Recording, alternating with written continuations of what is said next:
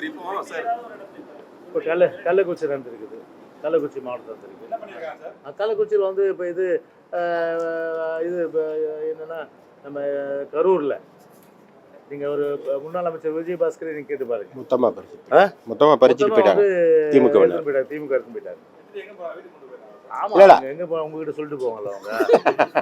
அதை ஃபில்லப் பண்ணுறதுக்கு வீடு தான் போகணுமா? அதை ஹோட்டலில் வச்சு பண்ணுவாங்க, லாட்ஜில் வச்சு பண்ணுவாங்க, அவங்க பாரில் வச்சு கூட பண்ணலாம், சர்க்யூட் ஹவுஸில் வச்சு பண்ணலாம், இல்லை எங்கே வேணாலும் பண்ணலாம். எதுக்கு போய் வந்து என் ஃபார்ம் வந்து அவங்கக்கிட்ட போகலாம் இல்லையா?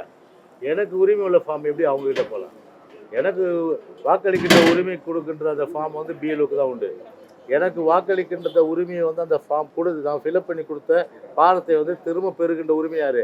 பிஎல்ஓக்கு தான் உண்டு. ஏன் போய் ஆளுங்கட்சிக்கு தரீங்க? இது கரூரில் ஏற்பட்டது. இது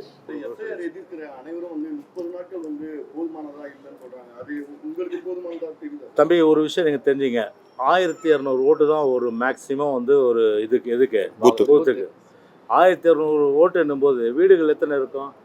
300 இருக்கும். சரி, தேர்தல் காலத்தில் நீங்கள் வந்து பூத் ஸ்லிப் கொடுக்குறாங்கல்ல, அது ஒரு மாசமா கொடுக்குறாங்க? 4 நாள். சொல்லு அபினேஷ், 4 நாள் சொல்லுங்க. சொல்லுங்க. இங்கேயே நீங்களே சொல்றீங்க, பத்திரிகையாளர் தான் சாட்சி. 4 நாள் 5 நாள் சொல்றீங்க நீங்களே.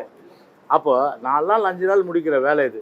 ஒரு மாதம் வந்து டைம் கொடுத்துருக்காங்கன்னா 300 வீடுகளுக்கு போகிறதுக்கு ஒரு மாதமா டைமு? இதெல்லாம் வந்து எப்படின்னா டிஎம்கேக்கும் அவங்க தோழமை கட்சிக்கும் ஆட தெரியாதவனுக்கு அரங்கப்பத்தலைன்ற கதை தான். தெருக்கோணல் ஆட தெரியாதவனுக்கு தெருக்கோணல்.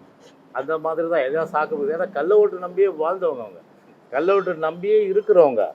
அதனால தான் என் மேலே கேஸ் போட்டாங்க. அவங்க 22 நாள் உள்ளே வச்சாங்க. கள்ள ஓட்டு போட்டு பிடிச்சோன்னே ஒரு பாட சொத்து ஒரு சோறு பார்த்தாங்கன்னா அதுதான் 200 நம்புறதும், விலாசம் இல்லாத நம்புறதும், அதுக்கப்புறம் வந்து மாயாவிகள் இவர்கள்லாம் நம்புறது தான் வந்து திமுக வேலை. அதனால் சுருக்கமாக சொன்னோம்னா 300 வீட்டுக்கு வந்து ஒரு 7 நாள் 10 நாளுக்குள்ளவே போயிடலாம். 3000 வீடு கிடையாது. இதெல்லாம் அதுதான் யூனிட்டாக இருக்க. தமிழ்நாட்டில் வந்து 74,000 பூத்து இருக்குன்னு நினைக்கிறேன். கிட்டத்தட்ட வந்து யூனிட்னா 74,000 பூத்து ஒரு பிஎல்ஓ பார்க்குறாரு. அவரால் ஒரு மாதம் முடியாதுன்னு சொல்கிறதுக்கு. ஒரு பிஎல்ஓ பார்க்குறது வந்து 1200 ஓட்டு, ஒரு பிஎல்ஓ போகிறது வந்து 300 வீடு 10 நாள்லேயே போகலாம். அதனால் வந்து அது திமுக வைக்கின்ற வாதம் வந்து அர்த்தமற்றது. என்ன தான் நாங்கள் சொன்னோம், நீங்கள் கோர்ட்டுக்கு போங்க, நாங்களும் கோர்ட்டுக்கு வருவோன்னு. எப்படி நீக்க முடியும்?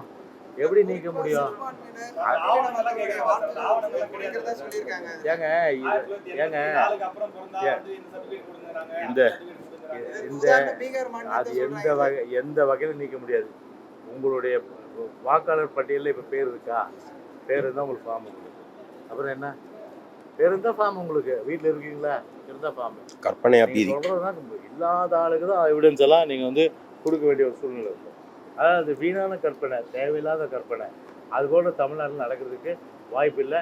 அதிமுகவும் விடாது. போதுமா? அதிமுகவும் அரசியல் சீரை சொல்லியிருக்காரு. கண்டிப்பாக இதை நாங்கள் வந்து டெல்லிக்கு நாங்கள் வந்து அனுப்புகிறோம். கண்டிப்பாக வந்து இது ஒரு நல்ல யோசனை தான் அது. ஏன்னா வந்து நான் சொன்னேன், இது தேவையில்லாத சட்ட ஒழுங்கு பிரச்சனை வரும், லோக்கல்லையும் வரும், உங்களுக்கும் தலைவலி.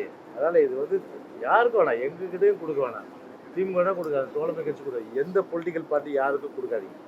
நம்ம பிஎல்ஓ சைட்டோ நாங்கள் வேணால் ஒத்துழைப்பு கூட போகிறோம். அவங்களுக்கு என்னென்ன ஒத்துழைப்பு தேவை அதெல்லாம் கொடுக்குறோன்னு சொல்லியிருக்கோம். யாரு மீண்டும்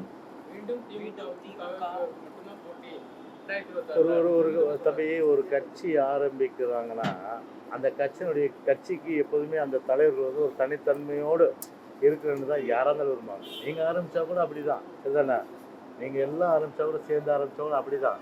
ஆனால் உங்கள் கட்சியினுடைய ஒரு தனித்தன்மை இருக்கிற அடிப்படையில் ஒரு அறிவிப்பு வந்து கொடுக்குறாங்க, எங்கள் தலைமையில் தான் கூட்டணி. ஓகே வச்சுங்க, நாங்கள் சொல்கிறோம் எங்கள் தலைமையில் தான் கூட்டணி. சரிதானே? அவங்க கருத்து அவங்க, எங்கள் கருத்து எங்க.